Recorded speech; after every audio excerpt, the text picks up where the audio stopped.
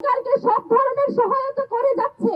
এই এক শর্তে, যাতে যে উদ্দেশ্যে উসমান হাদিকে হত্যা করা হয়েছে, দেশকে অস্থিতিশীল করার জন্য, যে আওয়ামী দোসররা ভারতে বসে দেশকে অস্থিতিশীল করার যে ষড়যন্ত্র করছে, সেটা যাতে সফল না হয়, সেটা আমরা হতে দিচ্ছি না। মানে এই না যে আমাদের কোনো ঠেকা আছে এই সরকারকে সরকারে এখনো বসে রাখবো আমরা, এই চিন্তা করে।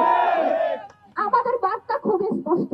আমরা এই যে বললি পদত্যাগ চাই, নামাবো, এসব আমরা শুধুমাত্র বলার জন্য বলি না। আমরা এখনো পর্যন্ত আপনাদেরকে সুযোগ দিচ্ছি শুধুমাত্র এই চিন্তা করে যাতে দেশ অস্থিতিশীল না হয়, নির্বাচন না হয়। যদি আমার ভাইয়ের বিচার হয়, আমরা কিসের ঠেকা এই সরকারকে, যে সরকার বিচার করতে পারে না সে নির্বাচন করবে, এটা কিসের বিশ্বাস? আর আইন উপদেষ্টা, আপনি 90 দিনের কিসের ভুগিচুকি বুঝেন? আপনার ক্ষমতা আছে কয়দিন? আপনি তো থাকবেন আর এক মাস, আপনি 90 দিনে কেমনে কথা বলেন? আপনাকে 1 মাসের মধ্যে বিচার কার্য সম্পন্ন করতে হবে। একই সাথে যে খুনিরা, শুধুমাত্র শুটার ফয়সাল, সে একেবারে শেষ গুটি, যে শেষ কার্য ঘটিয়েছে, এই ঘটনায় স্পষ্টত রাষ্ট্রের একটা অংশ যারা এখনো পর্যন্ত ভারত এবং আওয়ামী লীগের পারপাস সার্ভ করে, তারা এই কাজ ঘটিয়েছে। তাদেরকে যত দ্রুত সম্ভব, এই যে মিলিটারি ইন্টেলিজেন্স, তাদের কাছে সব তথ্য ছিল। আমার ভাইকে কারা খুন করবে, তারা কিভাবে ছাড়া পেয়েছে, তারা যে ইনকিলাব কালচারাল সেন্টারে আসছে, সব তথ্য তাদের কাছে ছিল। তারপরে তারা এই কাণ্ড ঘটতে দিয়েছে। তার দায় তাদেরকে নিয়ে এখনো পর্যন্ত যে আওয়ামী দোসররা এই সব কার্য ঘটাচ্ছে, তাদেরকে অতি দ্রুত গ্রেফতার করতে হবে। এই ব্যাপারে কোনো সুশীলতা মানি না। আমরা এখনো পর্যন্ত স্থির আছি।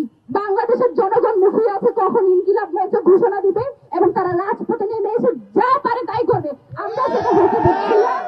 তার মানে এই না যে আমরা শেষ পর্যন্ত দেখে যাবো যে আপনারা কি করেন। আজকেও বাংলাদেশে বিভিন্ন জায়গায় হত্যা হচ্ছে, বিভিন্ন জায়গায় গুলি করে মানুষকে মেরে ফেলা হচ্ছে। যে সরকার স্থিতিশীল দেশ রাখতে পারছে না, তো স্থিতিশীলতার দোহাই দিয়ে আমরা কি সব আটকে রাখবো?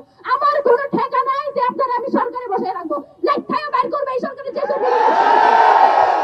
এই সব ব্যাপারে কোনো সুশীলতা হবে না যতদিন পর্যন্ত আমার ভাইয়ের বিচার হবে। আমার আপনাদের সাথে কোনো সুশীলতা নাই। আমার যা হারানোর আমি হারাই ফেলছি, এখন আমার সরকার নিয়ে চিন্তা ভাবনা করার কোনো দরকার নেই।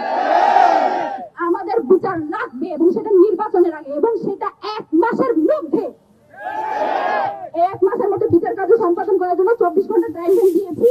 যদি না পারেন, আপনারা আরেকটা চিন্তা ভাবনা করতেছেন, সরকার তো আর বেশি দিন নাই, মাসখানেক সময় আছে, আগে ভাগে একটু পদত্যাগ করে পালাইয়া যায়।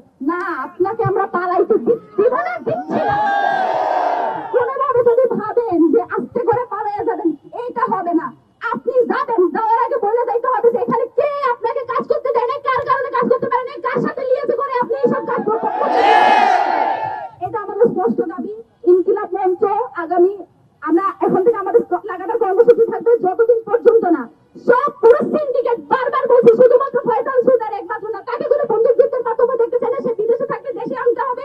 এবং বারবার বলছি, পুরো সিন্ডিকেট মাথা থেকে শুরু করে শেষ পর্যন্ত যে আছে প্রত্যেককে আইনের আওতায় আনতে হবে।